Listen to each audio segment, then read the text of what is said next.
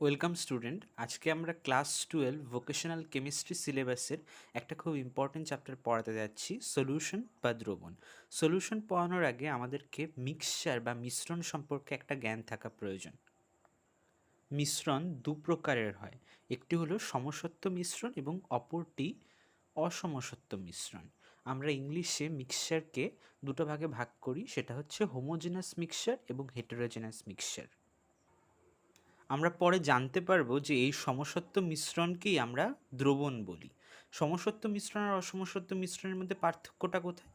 আমাদেরকে জানতে হবে সমসত্ব মিশ্রণে একটা ইউনিফর্ম ডিস্ট্রিবিউশন থাকে। সমসত্ব মিশ্রণের উদাহরণগুলো কি? এরকম যেরকম তুমি জলের সঙ্গে চিনি মেশাচ্ছ বা জলের সঙ্গে নুন মেশাচ্ছ, এক্ষেত্রে কি হচ্ছে, এমনটা নয় যে নুনগুলো নিচের দিকে থিতিয়ে পড়ছে বা ওপরের দিকে উঠে যাচ্ছে। আমরা কি পাচ্ছি, যদি খুব বেশিক্ষণ ধরে রাখা না হয় তাহলে আমরা দেখতে পারি যে যে কোনো অংশ থেকেই আমরা একই রকম চিনির স্বাদ পাচ্ছি। মানে সমসত্ব মিশ্রণের ক্ষেত্রে প্রতিটি অংশতে একই ভৌত রাসায়নিক ধর্ম প্রকাশ করবে। কিন্তু এটাই যদি আমরা জলের সঙ্গে চিনির গুঁড়োর জায়গায় আমরা যদি চকের গুঁড়ো মেশাই, তাহলে কি হবে? দেখব কিছুক্ষণ পর চকের গুঁড়োগুলো ওপরের দিকে উঠে আসছে, তার ফলে একটা গ্রেডিয়েন্ট তৈরি হয়েছে। ওপরের দিকটা চকের গুঁড়ো এবং নিচের দিকটা একদম পিওর সলভেন্ট ওয়াটার বা জল। তো এই ক্ষেত্রে সেটা সমসত্ব মিশ্রণ হলো না, কারণ ইউনিফর্মলি ডিস্ট্রিবিউটেড হয়নি। আবার বালির সঙ্গে যদি জল মিশিয়ে দেই, তাহলে আমরা দেখতে পাবো বালিগুলো নিচের দিকে এসে পড়েছে, একটা সাসপেনশন তৈরি হয়েছে, সলিউশন তৈরি হয়নি বা একটা সমসত্ব মিশ্রণ তৈরি হয়নি। এই দিকে যেটা, সেটা হচ্ছে চিনি এবং জলের মিশ্রণ। এবং আমরা দেখতে পাচ্ছি এই যে একটু একটু রেড কালার যেগুলোতে আছে সেগুলো হচ্ছে সুগার মলিকুলগুলো এবং বাকিটা জল। আমরা পরে আরও জানতে পারবো দ্রবণের ক্যারেক্টারিস্টিক বা বৈশিষ্ট্য পড়ার সময়, যে এখানে তো আমরা ড্র করার জন্য আমাদের বোঝানোর সুবিধার্থে যে চিনির মলিকুলগুলো একটা ইউনিফর্মলি ডিস্ট্রিবিউশনের মধ্যে আছে বা ইউনিফর্মলি ডিস্ট্রিবিউটেড হয়েছে। আমরা যেটা দ্রবণ সলিউশনের ক্যারেক্টারিস্টিক পড়তে গিয়ে আমরা জানবো যে অণুবীক্ষণ যন্ত্রের সাহায্যেও আমরা যদি কোনো দ্রবণ নেই, তার ভেতরে দ্রাবক এবং দ্রাবকে আলাদা করতে পারি না। এইবার প্রশ্ন আসে যে তাহলে দাদা দ্রাবক আর দ্রাবক কি? আমরা এর একটু পরে এটার ব্যাপারে নিশ্চয়ই কথা বলবো। এবং এটি হলো চকের গুঁড়ো এবং জলের মিশ্রণ। তাহলে কি হয়েছে, কিছুক্ষণ পরে দেখো চকের গুঁড়োগুলো ওপরের দিকে এসে গেছে। তার মানে আমরা যদি এই ক্ষেত্রে একটা কি করি, একটা আউটলেট তৈরি করি। ধরো এ পাশ থেকে একটা আউটলেট তৈরি করা হলো এই রকম, এই পাশ থেকে আউটলেট তৈরি করা হলো একটা এই রকম, এবং এই পাশ থেকে আরেকটা আউটলেট তৈরি করা হলো এই রকম। এই যে এই তিনটে পাশ থেকে এটা আরও অনেকভাবে করা যেতে পারে। এখান থেকে যেটা জল পড়ছে বা শরবতটা পড়ছে, তার কিন্তু স্বাদ সব জায়গা থেকে একই রকম হবে। কিন্তু এইখানে যদি আমরা একটা আউটলেট এইভাবে ড্র করি এবং এই দিকে একটা আউটলেট এরকম ড্র করি ট্যাপের মতো, তো কি পাবো, এখান থেকে শুধু চকের গুঁড়ো বেরোচ্ছে আর এখান থেকে পিওর সলভেন্ট জল বেরোচ্ছে। তো কি হয়েছে, এরা কিন্তু একদম ইউনিফর্মলি ডিস্ট্রিবিউটেড হতেই পারেনি। এই পাশে আমরা দেখতে পাচ্ছি সেটা হচ্ছে বালি এবং জলের মিশ্রণ, সেম। এখানে ওপরের দিকে একদম ভালো জলটা পেয়ে যাচ্ছি, নিচের দিকে বালিগুলো থিতিয়ে পড়েছে। তার মানে এই ক্ষেত্রেও আমরা ইউনিফর্ম ডিস্ট্রিবিউশন পাইনি, তাই এরা সমসত্ব মিশ্রণ নয়। ইন্টারেস্টিংলি এটা যদি তোমরা লক্ষ্য করো, তিনটে জায়গায় আমরা দ্রাবক হিসেবে জল নিয়েছি। আমরা পরে আবার জানতে পারবো যে কেন ওয়াটারকে ইউনিভার্সাল সলভেন্ট বলা হয়, কারণ এর পোলার নেচার এবং ডাইইলেকট্রিক ভ্যালুর কথাও আসবে। এইবার আমরা পড়ব দ্রাবক ও দ্রাবের ব্যাপারটা কি সেটা বোঝাতে গিয়ে। তাহলে লিখি একবার, দ্রাব ও দ্রাবক, দ্রাব ও দ্রাবক। ইংলিশে এদেরকে সলিউট এবং সলভেন্ট বলে। তোমরা অনেকেই ধরো দ্রাবক, দ্রাব, এই ডেফিনেশনটা অনেকেই পড়বে, কিন্তু অনেকের গুলিয়ে যায়। সেই কনফিউশনটাকে দূর করার জন্য আমি তোমাদেরকে একটা মেমোরি ট্রিক বলে দেব। আপাতত এইটুকু জেনে রাখো যে দ্রাবক ও দ্রাব এই দুটো হচ্ছে দুটো কম্পোনেন্ট অফ সলিউশন। এই দুটো উপাদান দিয়েই কি হয়, একটা দ্রবণ তৈরি হয়। সলিউট প্লাস সলভেন্ট দুটো মিলে কি হয়, সলিউশন তৈরি হয়। যেরকম আমরা ধরো শরবত বানানোর সময় কি করলাম, আমরা জল নিলাম, সেখানে জলটা পরিমাণে বেশি আছে তাই সেটা দ্রাবক, এবং তারপর চিনি দিলাম, তাহলে চিনিটা কি আছে, চিনিটা হচ্ছে দ্রাবক। তো সবসময় যে একটাই দ্রাবক হবে সেরকম, একটা দ্রাবক হতে পারে, কিন্তু অনেক সময় আমরা কি করি যে দ্রাবকগুলো অনেক রকম হয়। এই যে শরবতে তুমি কি করলে, তুমি জল নিয়েছো, সেটা দ্রাবক, চিনিটা দ্রাবক, এবং পরিমাণে কম পরিমাণে তুমি একটু লেবুর রসও দিলে, তাহলে লেবুর রসটাও কি হয়ে গেল, দ্রাবক। তো এইভাবে মনে রাখো যে দ্রবণের যে উপাদান পরিমাণে বেশি আছে এবং তার ওপর কি করছে, পুরো দ্রবণটার একটা ভৌত রাসায়নিক ধর্ম খুব বেশিভাবে, এবং সেটা কি কঠিন হবে, তরল না বায়বীয় হবে সেটা নির্ভর করছে, সেটাকে আমরা দ্রাবক বলি। আমাদেরকে মেমোরি ট্রিকটা বলছি। দেখো, দ্রাবক কি হয়েছে, দ্রাবকে আমরা 3টে অক্ষর দেখতে পাচ্ছি, আর দ্রাবের ক্ষেত্রে আমরা 2টো অক্ষর দেখতে পাচ্ছি। যদি ইংলিশে লিখি তাহলে দেখো, সলভেন্টকে দ্রাবক বলে, এবং সলিউটকে বলে দ্রাবক, এবং দ্রবণকে বলে সলিউশন। সলিউশন দেখো, বাংলাতে যেরকম তুলনামূলকভাবে দ্রাবকে বেশি অক্ষর আছে, দ্রাবে কম, ঠিক তেমনি ইংলিশেও সলভেন্টে 7টা লেটার দ্বারা গঠিত এবং সলিউট 6টা লেটার দ্বারা গঠিত। আসলে কি হয় যে দ্রাবক, দ্রাবক হচ্ছে সমসত্ব মিশ্রণ বা দ্রবণে যে উপাদানটা পরিমাণে বেশি রয়েছে এবং যার ভেতর অপর কোনো পদার্থ দ্রবীভূত হয়ে থাকে, তাকে আমরা দ্রাবক বলি। যখন তোমরা শরবতটা বানাচ্ছিলে তখন তাতে জল বেশি পরিমাণে আছে, চিনিটা কম পরিমাণে আছে, তাহলে কি হচ্ছে, সেখানে জলটা হচ্ছে দ্রাবক এবং চিনি হচ্ছে দ্রাবক। এছাড়াও আরেকটা ব্যাপার আছে যে দ্রাবকের যে ফিজিক্যাল স্টেট হবে, ওইখানে শরবতটা টোটালি আমরা লিকুইড বলতে পারি, ওটা একটা তরল অবস্থায় আছে। কারণ কেন, কারণ তার দ্রাবকও তরল অবস্থায় আছে। আমরা প্রথম চ্যাপ্টারে শুধু সলিড স্টেট মানে কঠিন পদার্থ সম্পর্কে পড়েছি, ক্রিস্টালিন, অ্যামরফাস, এইসব। সেকেন্ড চ্যাপ্টারটা যদিও বা দ্রবণে, তরল দ্রবণের কথাই আমরা বেশিভাবে পড়বো, কিন্তু সবসময় যে তরলটা দ্রবণটা তরলই হতে হবে এমন কোনো ব্যাপার নেই। হ্যাঁ, তরল কঠিন কঠিন অবস্থায় কঠিন দ্রবণও তৈরি করতে পারে, বায়বীয় দ্রবণও তৈরি করতে পারে, আর তরল দ্রবণ তো একটু পরিমাণে বেশি আছেই। তাহলে আমরা যেটা জেনেছি সেটা হচ্ছে, দ্রাবক সমসত্ব মিশ্রণ বা দ্রবণে যে পদার্থের বা উপাদানের পরিমাণ বেশি থাকে, যার মধ্যে অপর একটি পদার্থ বা একাধিক পদার্থ দ্রবীভূত হয়, তাকে দ্রাবক বলে। আমরা এর আগে বলেছি যে ফিজিক্যাল স্টেট, যেটা সলিউশনের যেটা ফিজিক্যাল স্টেট হবে, সেটা predominantly depends upon the physical state of solvent. মানে দ্রাবক যদি কঠিন হয় তাহলে পুরো সলিউশনটাই কী হবে, কঠিন হবে। দ্রাবকটা যদি জল বা কোনো লিকুইড তরল অবস্থায় থাকে, তাহলে দেখতে পাবো যে ওটা পরিমাণে বেশি আছে, তো তাই টোটাল যে দ্রবণটা তৈরি হলো আলটিমেটলি সেটাও তরল হবে। দ্রাব, দ্রবণে যে উপাদান পরিমাণে কম থাকে এবং অপর উপাদানটিতে দ্রবীভূত হয়ে থাকে তাকে দ্রাব বলে। যেরকম শরবতের চিনি, সেটা হচ্ছে দ্রাব। এবার আমরা যখন দ্রাবক এবং দ্রাব দুটো কম্পোনেন্ট অফ সলিউশন, এই দ্রাবক এবং দ্রাব দুটো হচ্ছে দ্রবণের উপাদান, এই সম্পর্কে জেনে গেছি। এরপর আমরা এর আগেও আমরা জেনেছি, এর আগে আমরা আরেকটা জিনিস জেনেছি, সেটা হচ্ছে দ্রাবক একটি সমসত্ব মিশ্রণ। তাহলে এইবার আমরা দ্রবণের একটা ভালো ডেফিনেশন লিখতে পারি, ওটাই আমরা লিখছি এখন। কি, দ্রবণ হচ্ছে কঠিন তরল বা গ্যাসীয় পদার্থের সমসত্ব মিশ্রণ, যার প্রতিটি অংশের গঠন, ভৌত রাসায়নিক ধর্ম একই হয়। আমরা যারা রেগুলার কোর্সে পড়ে তারা আরেকটা জিনিস পড়ে থাকে, সেটা হচ্ছে solution is the homogeneous mixture of two non reacting component.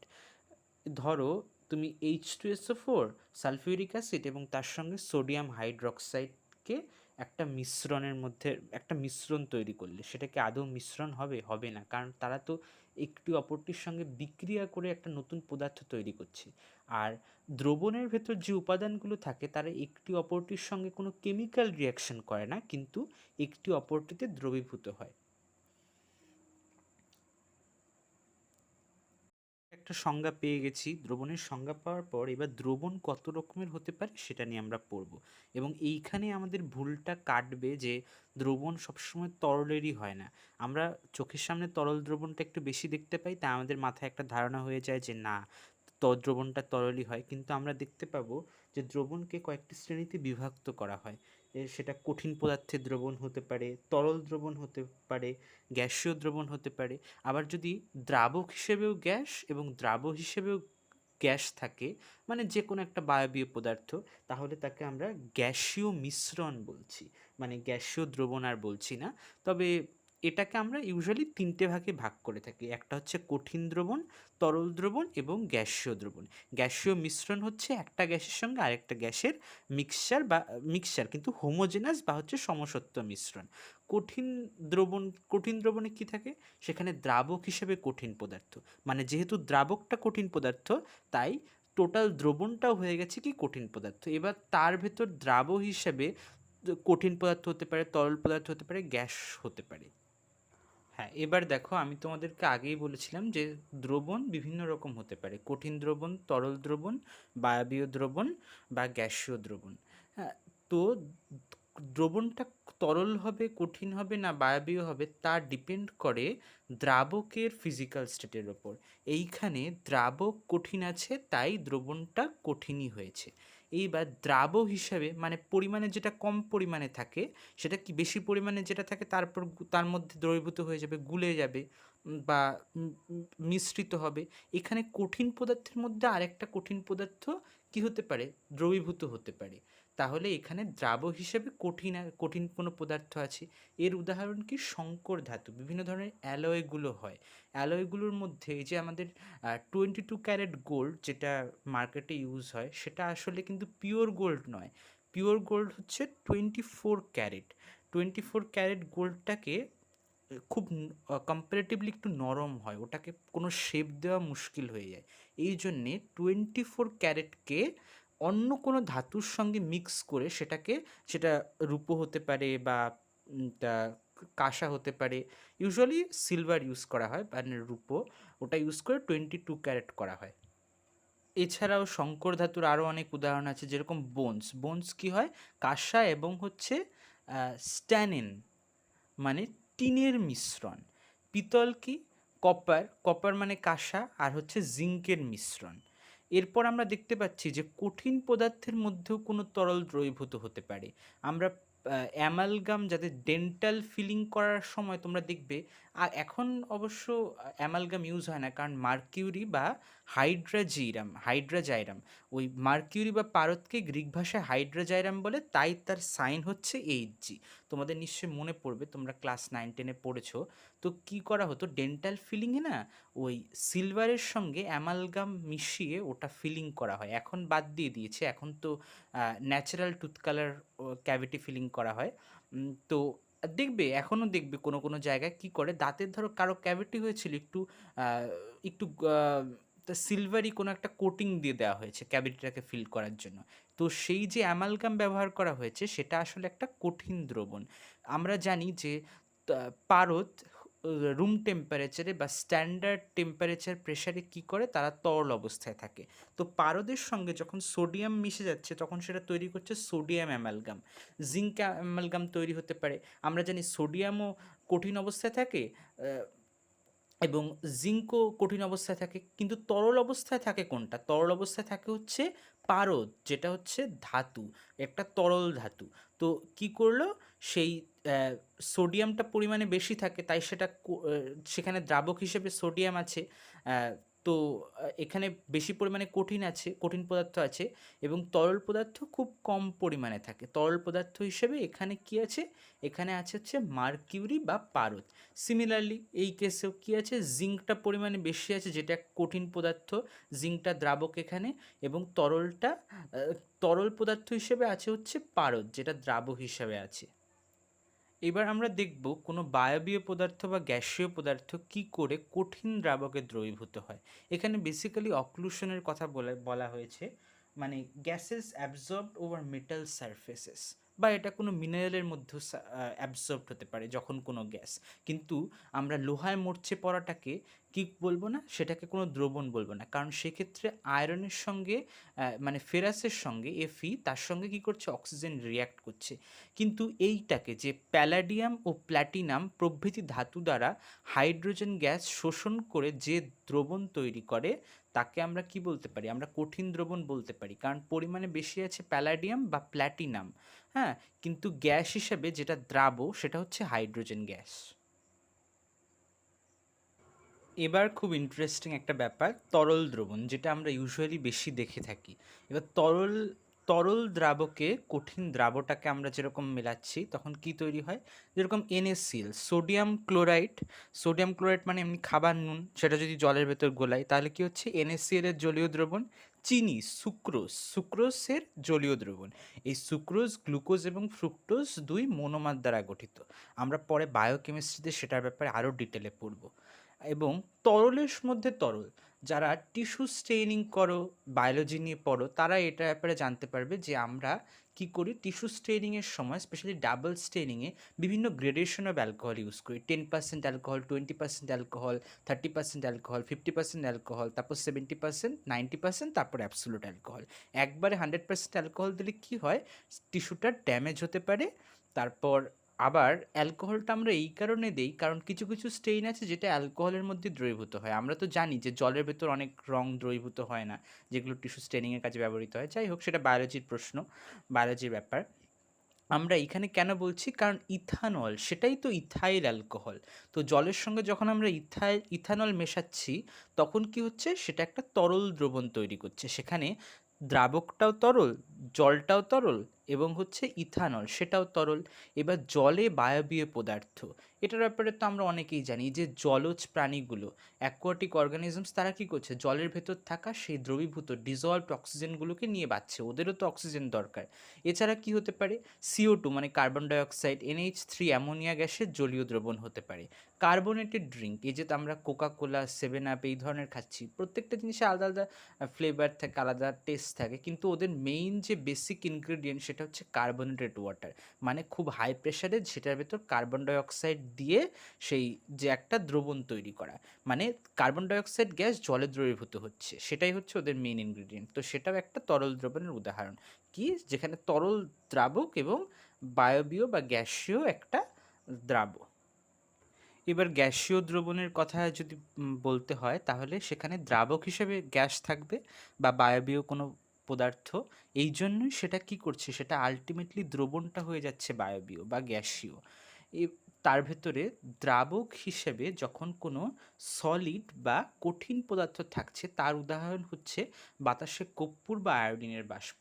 আমরা জানি যে কর্পূর বা ন্যাফথলিন এগুলো কি হয়, এগুলো সাবলাইম, এদের কোনো তরল স্টেট থাকে না, এরা লিকুইড স্টেটে আসে না, ডিরেক্টলি কঠিন পদার্থ থেকে বায়বীয় পদার্থে পরিণত হয়, বায়বীয় পদার্থ থেকে কঠিন পদার্থে পরিণত হয়। তো এরা যখন বাতাসের ভেতর দ্রবীভূত হয় বা বাতাসে মিলিয়ে যায়, তখন কোনো কোনো সময় এরকম হতে পারে তারা আবার কি করেছে, গ্যাসিয়াস স্টেট থেকে তাদের সলিড স্টেটে ফিরে এসেছে। তো সেই সময় কি হবে, সেই সময় আমরা পাবো যে কঠিন দ্রাবক একটা গ্যাসীয় দ্রাবকে দ্রবীভূত হচ্ছে।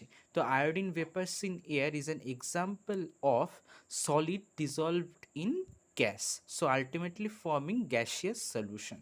তারপর আমরা দেখতে পাবো কোনো তরল পদার্থ গ্যাসের মতো দ্রবীভূত হতে পারে। যেরকম বাতাসের জলীয় বাষ্প, ওই এর আগে যেরকম আমরা পড়লাম যে জলীয় বাষ্পগুলো ওপরে গিয়ে ঠান্ডা হয়ে আবার কি করতে পারে, ছোট ছোট ওই জল তৈরি করতে পারে, যেটা লিকুইড স্টেটে আছে। তার মানে কি, সেই যে তরল অবস্থায় আছে সেটা একটা গ্যাসের ভেতর দ্রবীভূত হচ্ছে। আমরা এরপর স্মোক প্লাস ফগ এবং কুয়াশার কথা, মানে ফগের কথা জানবো। তারপর আমরা দেখব যে কোনো একটা গ্যাস এবং অপর একটি গ্যাসের মিশ্রণের ফলে কী হচ্ছে, একটা গ্যাসীয় মিশ্রণ তৈরি হচ্ছে। আমাদের যে বায়ুটাকে আমরা নিঃশ্বাসের মাধ্যমে নিই, সেটাও একটা গ্যাসীয় মিশ্রণ, অর্থাৎ একটি গ্যাসীয় দ্রবণ। যেরকম বায়ুতে 78% নাইট্রোজেন আছে, 21% অক্সিজেন, কার্বন ডাইঅক্সাইডের পরিমাণ হচ্ছে 0.21%, মানে 1%-এর চেয়েও কম। আর্গনের পরিমাণ হচ্ছে নিয়ার অ্যাবাউট 1%। এছাড়া ধূলিকণা এবং অন্যান্য গ্যাস রয়েছে। বর্তমানে গ্লোবাল ওয়ার্মিং বা কার্বন ডাইঅক্সাইড সেটা 0.1% থেকে ধীরে ধীরে বাড়তে বাড়তে ওটা 1.5-এর কাছাকাছি যাওয়ার চেষ্টা, মানে 1.5-এর কাছাকাছি গেছে। এই জন্যই এতটা বেশি চরম ভাবাপন্ন অবস্থা তৈরি হচ্ছে এবং আমাদের প্রকৃতির জন্য খুব একটা বিপদের সংকট বার্তা নিয়ে আসছে। এবং তোমাদের বলে রাখা ভালো যে তরল যখন কোনো তরল দ্রাবকে দ্রবীভূত হয়, তখন আমরা এখানে শুধু জল এবং ইথানলের উদাহরণ দিয়েছি, সেটা কিন্তু এই ধরনের উদাহরণ আমরা অনেক পেয়ে যাব। যেরকম ধরো জলের ভেতর তুমি গ্লিসারিন গোলালে, বা ল্যাবরেটরিতে জলের ভেতর কোনো অ্যাসিড গুলিয়ে নিলে, সেটা সালফিউরিক অ্যাসিড জলের ভেতর গোলালে বা হাইড্রোক্লোরিক অ্যাসিড জলের ভেতর গোলালে, যে কোনো কিছু হতে পারে।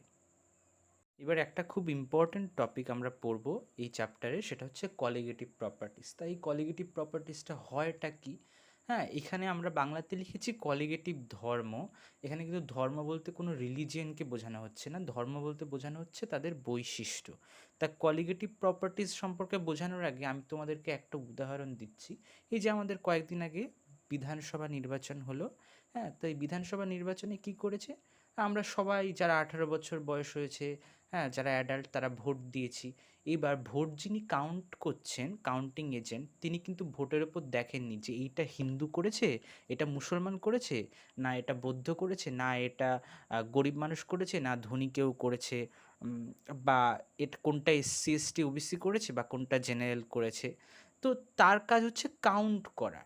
ভোটে কে জিতবে, যে বেশি ভোট পাবে, সেই ভোটটা কে ভোট দিয়েছে সেটার উপর ডিপেন্ড করছে না। তো ঠিক তেমনি কলিগেটিভ প্রপার্টিসটা হচ্ছে কিছু কিছু প্রপার্টি থাকে লিকুইড সলিউশনসের মেইনলি, যেটা কি করে, তার সেই জলের সঙ্গে আমি নুন মেশালাম না চিনি মেশালাম সেটার উপর ডিপেন্ড করছে না, ডিপেন্ড করছে তার ভেতরে সলিউট মানে দ্রাবটা, মানে সেখানে চিনি বা নুন, তার মোলারিটি, নাম্বার অফ মোলস কতগুলো আছে। যেরকম আমাদের ইলেকশনে কি হলো, ওই যে ইলেকশনে আমরা ভোট দিলাম, ভোটটা দেওয়ার পর কাউন্টিং এজেন্ট কিন্তু এটা কাউন্ট করছেন না যে ওই ভোটটা কার আসলে, সেখানে সবাই অলমোস্ট সবাই ইকুয়াল। আমরা জাস্ট কাউন্ট করছি যে কতগুলো ভোট আছে। যদিও বা দুঃখের ব্যাপার এখন যে একটা সংখ্যালঘু সংখ্যাগুরু একটা মেরুকরণ হওয়ার চেষ্টা হচ্ছে আমাদের এই বর্তমান রাজনীতিতে। কিন্তু যাই হোক, এটা জাস্ট আমি তোমাদেরকে কলিগেটিভ প্রপার্টিস বোঝালাম যে colligative properties are those properties which do not depend upon the nature of the solute particle। মানে সেই জলের ভেতর আমরা ইউরিয়া মেশালাম, না নুন মেশালাম, না লেবুর জল মেশালাম, মানে সাইট্রিক অ্যাসিড মেশালাম, এটার উপর ডিপেন্ড করছে না। ডিপেন্ড করছে যে সলভেন্ট বা দ্রাবকের ভেতর কতগুলো সলিউট মানে দ্রাব আছে, তাদের কনসেন্ট্রেশনের ওপর সেটা ডিপেন্ড করছে। তাহলে এইবার যদি আমরা বলি, আচ্ছা জলে আমরা চিনি মেশালাম একবার, আরেকবার জলে আমরা নুন মেশালাম, তাহলে সেই স্বাদটা কি, সেই চিংড়ির শরবতের স্বাদ বা নুন জলের স্বাদ, সেটা কি কলিগেটিভ প্রপার্টি? সেটা কলিগেটিভ প্রপার্টি হবে না। আবার ধরো তুমি কি করলে, তুমি দুধের ভেতর, সেখানে দুধটা দ্রাবক, তার ভেতরে কিছু হলুদ মেশালে, আবার আরেকটাতে তুমি কিছু কেসার স্যাফরন মেশালে, এবার দুটো রং আলাদা আলাদা হচ্ছে, তার মানে সেখানে কি আমি কি মেশালাম তার উপর ডিপেন্ড করছে, এটাও কলিগেটিভ প্রপার্টিস নয়। মানে সেই রংটা, দুটোর রং একদমই আলাদা হবে। কিন্তু কিছু প্রপার্টিস আছে যেটা হচ্ছে সেটার মোলারিটি, তার কনসেন্ট্রেশনের উপর ডিপেন্ড করছে। এরপর আমরা পড়বো, তোমরা একবার মাথায় ঢুকিয়ে নাও, একবার কথাটা শুনে নাও, তাহলে একটা মানে একটু অ্যাক্টিভেট হয়ে যাবে ব্রেনটা। হ্যাঁ, তারপর পরে যখন আমি লেখাবো তোমাদের পড়তে সুবিধা হবে। Relative lowering of vapour pressure, elevation in boiling point, depression in freezing point, and হচ্ছে অসমোটিক প্রেশার। অসমোটিক প্রেশারের ভেতর আমরা রিভার্স অসমোসিসও পড়বো। তারপর আমাদের চ্যাপ্টার কমপ্লিট। কিন্তু তারও আগে আমরা কি করব, তারও আগে আমরা এই যে এতক্ষণ পড়লাম না যে তাদের কনসেন্ট্রেশন বা গাঢ়ত্বের উপর নির্ভর করছে, সেই গাঢ়ত্বকে normality, molality, molarity, parts per million, এরকম বিভিন্ন এককে প্রকাশ করা হয়, সেই সব সম্পর্কে পড়ব। আজকে আমরা কলিগেটিভ প্রপার্টিসগুলো কী কী এবং সেটা অন্যান্য প্রপার্টিস থেকে কীরকমভাবে আলাদা সেটা সম্পর্কে পড়ব। তাহলে বাংলায় আমরা সংজ্ঞাটা কি লিখব? কলিগেটিভ প্রপার্টি দ্রবণের যে সকল ধর্ম বা বৈশিষ্ট্য দ্রবণে দ্রবীভূত দ্রাবের প্রকৃতির ওপর, মানে ওই যে জলের ভেতর যে আমরা চিনিটা মেশালাম বা নুন মেশালাম তার প্রকৃতির ওপর ডিপেন্ড করছে না, তার নেচারের ওপর ডিপেন্ড করছে না যে আমি কি মেশালাম, কিন্তু দ্রবণে উপস্থিত দ্রাবকণার সংখ্যার ওপর নির্ভর করে বা তার গাঢ়ত্ব কনসেন্ট্রেশনের উপর নির্ভর করে, তাদেরকে কলিগেটিভ প্রপার্টি বা কলিগেটিভ ধর্ম, এটার আরেকটা নাম হচ্ছে সংখ্যাগত ধর্ম। কেন? কারণ সেটা হচ্ছে দ্রাবকণার সংখ্যার উপর নির্ভর করছে, তাই এটাকে সংখ্যাগত ধর্ম বলে। দ্রবণের কলিগেটিভ প্রপার্টি বা সংখ্যাগত বৈশিষ্ট্য হলো চারটি, সেগুলো হলো relative lowering of vapour pressure, relative lowering of vapour pressure, অর্থাৎ দ্রাবকের বাষ্পচাপের অবনমন, দ্রাবকের বাষ্পচাপের অবনমন। কি হয় আসলে, আমরা এখানে ধরো একটা শুধু জল নিলাম বা যে কোনো প্রপার্টি, তা মলিকুলসগুলো এইরকম একটা অর্ডারে থাকে, এইরকম করে এদের নিচের দিকে একটা ডাউনওয়ার্ড ফোর্স কাজ করে। ধরো এই মলিকুলটাকে আমরা যখন কনসিডার করছি, তার নিচের দিকে একটা ফোর্স কাজ করে এবং ওপর দিকে একটা অ্যাট্রাকশন ফোর্স কাজ করে। তো এই ওপরের মলিকুলগুলো দেখো, তাদের শুধু নিচের দিকে একটা ফোর্স, ওপর থেকে কিন্তু কোনো অ্যাট্রাকশন ফোর্স বা তার কোনো পুশিং ফোর্স থাকে না, তাই এরা সহজেই কি করতে পারে, এভাপোরেট হতে পারে, তারা বাষ্পে পরিণত হয়ে যেতে পারে। কিন্তু ধরো এই জলটার সঙ্গে শুধু ওয়াটার মলিকুলই নেই, এর মাঝে মাঝে আমরা অন্য কোনো পার্টিকেল দিয়ে দিলাম। তো এই দিকে ধরো কিছু গুড়, জ্যাগেরির কিছু পার্টিকেল আছে, তো এই মলিকুলটা যখন এভাপোরেট হতে যাচ্ছে, তার ওপরেই একটা সলিড অবজেক্ট আছে যেটা তাকে বাধা দিচ্ছে, তার ফলে কি দরকার, তার আরও বেশি কাইনেটিক এনার্জি দরকার এভাপোরেট হওয়ার। তো এই দিকে ধরো কোনো বাধা ছিল না, তার ফলে অনেক বেশি বাষ্প তৈরি হয়ে গেছে। এই বাষ্প কাউন্টিং যদিও বা আমাদেরকে কি করতে হবে, ক্লোজ সিস্টেমে করতে হবে। তো এই যে কি হলো, যে পিওর সলভেন্ট বা বিশুদ্ধ দ্রাবক যখন ছিল, যখন শুধু জল ছিল তখন বেশি বাষ্প তৈরি হয়েছে, তার ফলে বাষ্পচাপ বেশি হয়েছে। কিন্তু এই ক্ষেত্রে অন্য কোনো সলিড অবজেক্ট থাকায় কি হচ্ছে, একটা বাধা তৈরি করেছে, ফলে কম বাষ্প তৈরি হয়েছে, বাষ্পচাপও কম হবে। এই যে বাষ্পচাপে কমে গেল, মানে এই যে অবনমন হলো, অবনমন মানে নেমে গেল বাষ্পচাপের পরিমাপটা, এটা একটা কলিগেটিভ প্রপার্টি। এইখানে তুমি সেটা চিনি দিলে না নুন দিলে না ইউরিয়া দিলে না হচ্ছে কিছু কি বলবো অন্য কোনো পার্টিকেল, যেটা একটা দ্রবণ তৈরি করে, সেটা দিলে তার নেচারের উপর ডিপেন্ড করছে না, ডিপেন্ড করছে সেটা বাধা তৈরি করলো কি না বাষ্প তৈরি করাতে, আর নাকি সেটাকে সাপোর্ট করলো। এইবার এই সম্পর্কে আরও ডিটেলে আমরা পড়বো, এখন জাস্ট আপাতত আমি তোমাদেরকে একটু হিন্ট দিয়ে রাখছি। এবং সেকেন্ড ক্যারেক্টারিস্টিক হচ্ছে elevation in boiling point. Elevation মানে বেড়ে যাওয়া, elevation in boiling point. Boiling point মানে হচ্ছে স্ফুটনাঙ্ক, দ্রাবকের স্ফুটনাঙ্ক বৃদ্ধি। আমরা জানি যে জল কি করে, জল 100 ডিগ্রি সেন্টিগ্রেডে সেটা তরল এবং গ্যাসীয় দুই অবস্থাতেই থাকে, মানে সে সবে সবে ফুটতে শুরু করেছে 100 ডিগ্রি সেন্টিগ্রেডে। এবার তোমরা অনেক সময় দেখেছো যে আমাদের মা বা কাকি তারা কি করে, রান্না করতে গিয়ে আলু সেদ্ধ করতে গিয়ে কি করে, বা ডিম সেদ্ধ করতে গিয়ে একটু নুন দিয়ে দেয়। তাতে নুন দিলে কি হলো, তাহলে একটু বেশি টাইম লাগে সেইটা মানে জলটা ফোটা শুরু হতো। তার ফলে কী পায়, আলুগুলো একটা ইউনিফর্ম একটা টেম্পারেচার পায়, আরও বেশিক্ষণ ধরে মানে টেম্পারেচারটা নিতে পারে, যার ফলে ভালোভাবে সেদ্ধ হয়। তো কি হয়, এটা আমাদেরকে জানতে হবে যে হচ্ছে যখন জলের সঙ্গে বা যে কোনো দ্রাবকের সঙ্গে অন্য কোনো দ্রাবক মিলিয়ে দিলে কি হয়, যে দ্রাবকটা ধরো x°C সেটা জলটা ফুটতে শুরু করতো বা সেই দ্রাবকটা ফুটতে শুরু করতো, তার আরও বেশি টেম্পারেচার দরকার মানে জলের সঙ্গে কিছু মিলিয়ে দিলে। তো যে জলটা 100°C যার বয়েলিং পয়েন্ট ছিল, জলটা ফুটতে শুরু করতো, সে তার সঙ্গে কিছু নুন বা চিনি মিশিয়ে দিলে কি হয়, তখন ধরো 104°C, 104, 105 এরকম ডিগ্রি সেন্টিগ্রেড দরকার। সেটা কত ডিগ্রি সেন্টিগ্রেড হবে ডিপেন্ড করবে যে কতটা পরিমাণ, কতটা মোল দ্রাব আছে সেখানে। তো এটাই হচ্ছে elevation in boiling point. Similarly তোমরা দেখবে depression in freezing point. Depression in freezing point কি তোমরা মাছ বাজারে দেখেছো? হ্যাঁ, অনেকে আবার প্রশ্ন করে, দাদা ওই সেলুনে যেটা থাকে না বরফের মতো, ওটা আসলে কি, ওটা ফিটকিরি? মানে তোমরা নিশ্চয়ই জানবে, তোমরা অনেক ব্রিলিয়েন্ট। কিন্তু কি হয়, মাছ বাজারে বরফগুলো দেখেছো, ওগুলো কিন্তু সহজে গলে না। আমাদের ফ্রিজের বরফগুলো 1-2 মিনিট পর গলা শুরু হয়ে যায়। তো কি পার্থক্য ওই সেই মাছ বাজারে ফিশ মার্কেটে যে বরফগুলো আছে সেইগুলো আর আমাদের ফ্রিজে যেটা তৈরি হয়? হ্যাঁ, আমরা যেটা ফ্রিজে দেই সেটা হচ্ছে জল। আমরা দেখেছি আইসক্রিম তৈরি হতে বেশি টাইম লাগে, কারণ ওটার সঙ্গে জল বা দুধের সঙ্গে অন্য কিছু মেশানো হয়েছে, তার ভেতরে দ্রাবও আছে। ঠিক তেমনি ফিশ মার্কেটে যেটা হয় সেটা হচ্ছে জলের সঙ্গে প্রচুর পরিমাণে নুন মেশানো। নুন মিশিয়ে দিলে কি হয়, একদম পিওর সলভেন্ট যেটা একদম শুধু জল, সেটা 0°C বরফ তৈরি হওয়া শুরু করে। -1°C ধরো পুরো বরফ হয়ে গেছে। কিন্তু যেটা নুন মেশানো জল, তাকে 0°C তার বরফ তৈরি হওয়া শুরু হয় না।